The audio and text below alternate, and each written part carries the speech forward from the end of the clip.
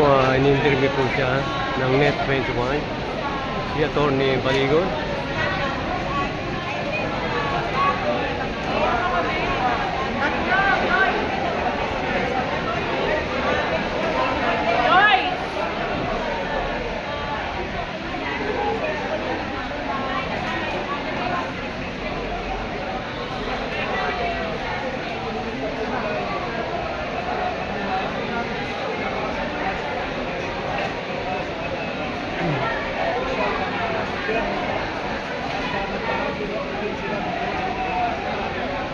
Pero karamihan po ng litrato ang video ay hindi na namin palabas sa ating kalulupa.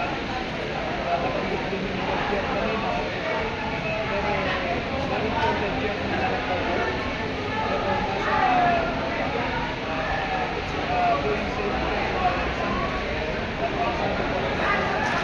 sa tama na turun po siguro ang circumstances ay lalabas po yan.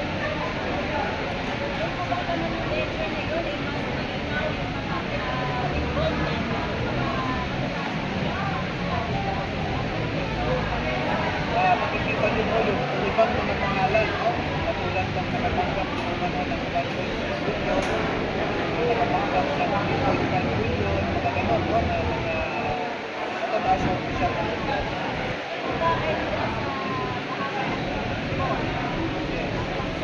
Meron din sa legislative.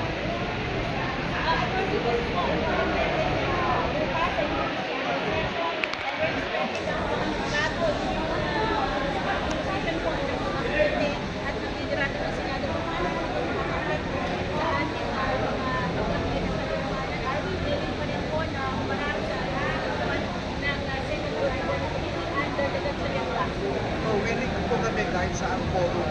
Ang pakiusap lang namin ay kung magpapatawag ang grupo ni Gatchalian ay maging objective tayo.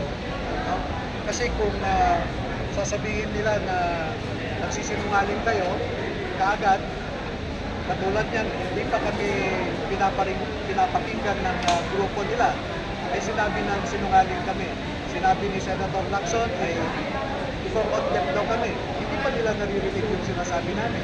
Si Erwin Tulfo, nagsabi na rin na i-forward them daw kami. Maski si Kiko Pangilinan, may nagsabi na i-forward them lang kami. No? Pero para maging patas naman sana, pakinggan muna kami bago nila kami takutin ng At ang isang nakakabahala dito ay yung mga sangkot kasi, yung mga nakinabang sa pagnanakaw na ito ay silang mag-i-investiga sa atin. Hindi posible naman sasabihin nilang totoo ang sinasabi natin. Sigurado ang sasabihin lang nila ay nagsisinungaling kami. At kung yan ang sasabihin nila na nagsisinungaling kami, pwede nila namin ang kulong.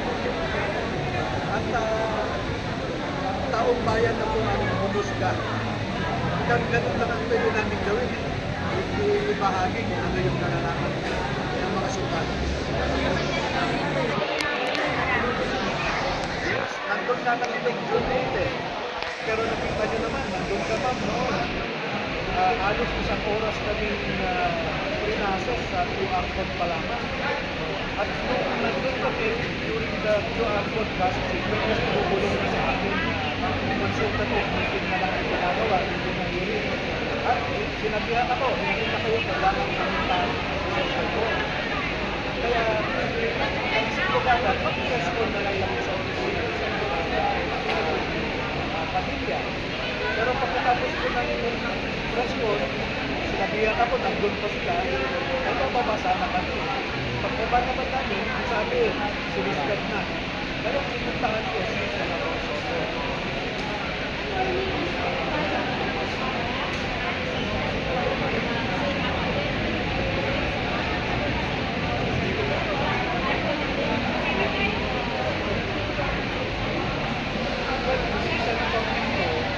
ginamit niya ang plano ng doktor sa during the campaign.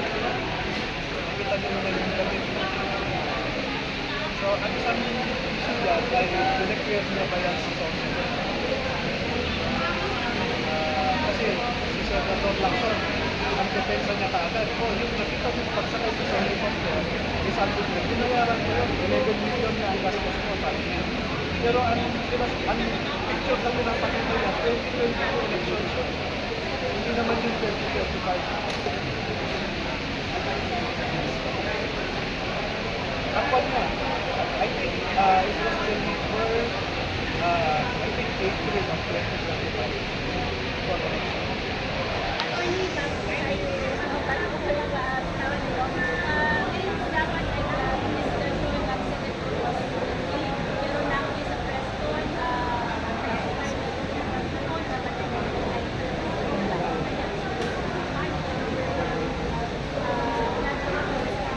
Nasasayangan ako dahil yung nangyari na sana ay report part of the public record. Pero dahil hindi naman official, wala namang duly work yung nangyari. Wala kasama. Nevertheless, bukas naman sa congressman. Doon na lang din namin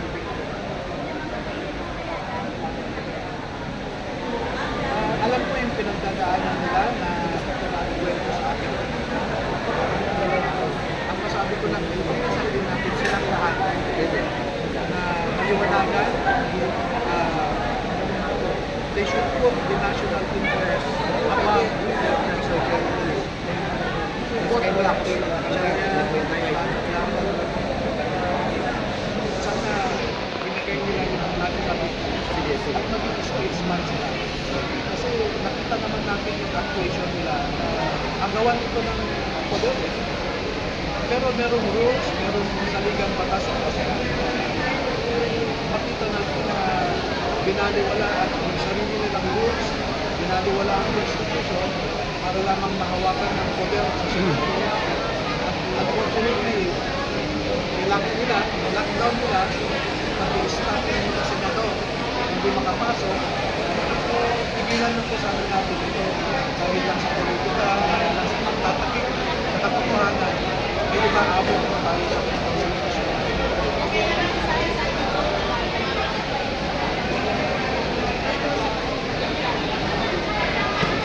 Mga kababayan, ang mga dating kasaguluhan po natin ay sasakripisyo para makaambag na mapigil na ang pagnanakaw sa mata ng bayan. Makita niyo naman noong June 4 ay nag-attend kami sa Senate Luniman Committee hearing kasi kahit namatay yung kapatid ng isa, dumalo pa rin siya. Ngayon po ay dumalo rin kami sa paanyang namin sa pero nasa ICU yung tatay ng panalansa. Yung dalawa ay apektado rin ang pamilya nila sa nakaraang lindol. At yung mga anak ko nila ay umiiyak sa karanasan na yun. Pero bumalik po sila dito para makadalaw rin sila. Yun po ang sakripisyo, yung maibigay sa taong bayan yung nalalaman nila para magdesisyon na po ang taong bayan. Maging lesson sa atin ito na sa susunod po na halalan ay maging mapanuri, ilatisin natin ang mabuti ang mga pinunong ihahalal natin dahil ang sabi nga nila, the government that we elect is what we deserve. Leaders that we elect are the ones we deserve. Kung pinili natin ang palpak, deserve natin. Kung pumili po tayo dito, matatalino, na may integridad, deserve din natin. So ultimately, ang responsibilidad na ito ay nasa kamay ng ating mga kababayan. Salamat po. Okay. Ito po, si Atty. Baligot. Maraming salamat. Luzon, Visayas, Mindanao. Ako po si Joey Riendo ng CNN Headline News Radio Program. Mula dito sa EDSA Mandaluyong.